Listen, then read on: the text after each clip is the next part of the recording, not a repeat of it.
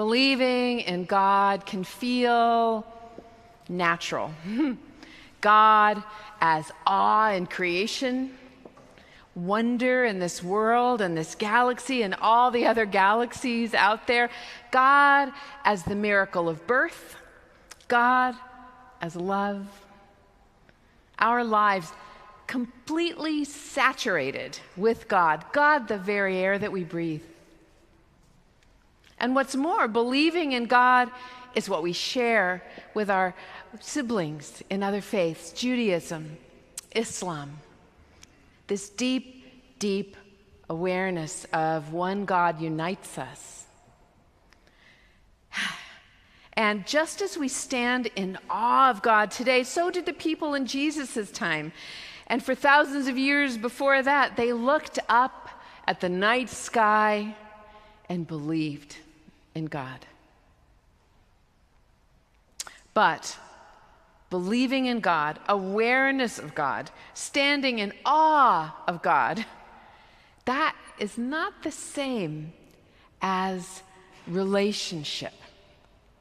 Sure, in the Old Testament, there is story after story of God's relationship with God's people, but in those stories, it's usually very rocky. And yet, we humans yearn for that relationship, that connection. We are, as human beings, wired for relationship. We're made for relationship. So, how do we have an up-close and personal relationship with God?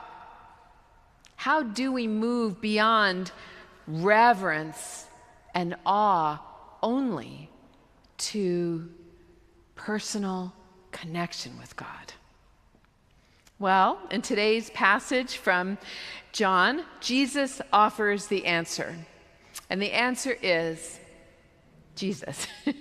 He says, I am the way. If you know me, you will know my Father also. From now on, you do know him and have seen him. And yet, in today's passage, Thomas and Philip, and probably all the others too, are struggling to understand this idea. Sure, they know Jesus face to face, but do they know God through Jesus? When Jesus says, if you know me, you will know my Father also, Philip has no idea what he means, and he says, Lord, show us the Father, and we will be satisfied. And Jesus, patience wearing thin at this point, shoots back, have I been with you all this time, Philip, and you still do not know me? Whoever has seen me has seen the Father. How can you say, show us the Father? Do you not believe that I am in the Father and the Father is in me? I love this heated exchange. Do you not believe? Jesus asks. And the answer is that the disciples do not believe this. They cannot grasp this at all. To them, Jesus is teacher and friend, even though he keeps trying to help them understand that he is that and more. He says, I am in the Father, and the Father is in me. The words I say to you, I do not speak on my own, but the Father who dwells in me does his works. It's funny.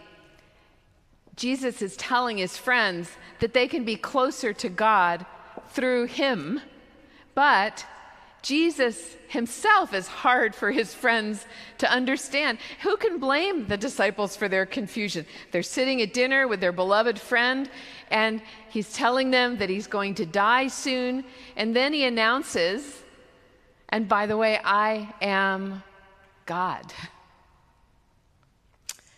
But Jesus doesn't stop there. After telling them he is God, Jesus says, if you believe in me, you will do the works that I do, and in fact, will do greater works than these. In other words, if you believe in me, you will have power to do mighty works of healing in the world. In fact, you're going to do even greater works than I do. An incredible message to them. And what can it mean for them and for us that we can do greater works than Jesus himself? I think it's just a numbers game. Jesus is one being, and there are millions of us. And so if we believe and act in his name, if we ask for the power to do good in the world, to heal, by sheer numbers, we stand to work vast miracles. We can. We do. It sounds like we just need to run the ideas by him first, because he adds, if in my name you ask me for anything, I will do it. I will empower you. So, in today's gospel, John is trying to show us that Jesus is doing more than just telling us about a new way of living. He is messaging it with his whole being. He is living it. He is being this new way, embodying God's way. And to follow Jesus means to walk this very same path, the way, the truth, the life. And since Jesus spends his time reaching out and healing, we spend our time reaching out and healing too. We can live this way too. Now, without a doubt, living this way is dangerous, even deadly. This way of life leads for Jesus to execution. And after Jesus' death and resurrection and ascension, his friends learn to walk this same path. And only one of the 12, John, lives to see old age. This week, my St. James students and I looked at what happens to the other 11 disciples. James, our James, beheaded. Thomas, run through with a spear. Peter, crucified upside down. Simon the Zealot, sawn in half. Bartholomew, flayed. The grisly list goes on and on. And poor Stephen, who you heard about this morning, deacon and martyr, we hear that he is pummeled with stones. His dying words, echoing Jesus's on the cross, Lord, do not hold this sin against them. Naturally, hearing all of this, my students cried out, why did Jesus' followers have to die just for teaching and healing people in his name? Great question. They were incensed, they were appalled and fascinated. And the only answer that I could offer was, because following Jesus is hard.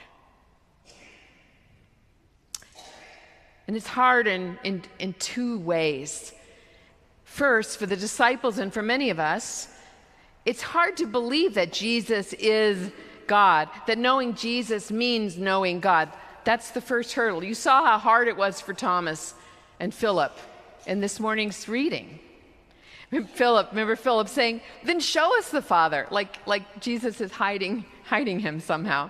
And then, if we grasp this, the next big challenge is actually living as Jesus lived, even though the cost is costly. Jesus' friends died too young. Ours is not an easy faith. No feel-good path this way of ours. How amazing that we follow anyway. And here's the question for you and for me today. How are we being called to walk this costly way now, in this world of ours, in this painful and dangerous time.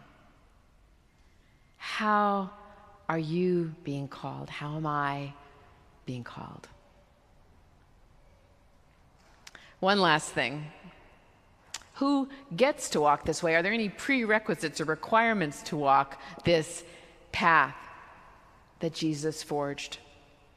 When Jesus says, "No one comes to the Father except through me," a lot of people naturally think that that's exclusionary language, either that you're somehow in or you're out, it's sort of my way or the highway. But I hear something different. I know, and we began with this, that God is everywhere, that God is loving us no matter what we do and who we are, no matter what, whether we follow or not. So that's not the issue. God's love is not the issue. But I'm remembering again how very much we are wired for relationship, for connection, for community, and for love. So if we want to draw close to God, Jesus is saying, I am showing you a way to live that is God's way. Live this way. And Jesus showed the way in his own lifetime. Live this way, and you will feel closer and closer to God. This is the up close and personal relationship with God that we dream of, that we desire.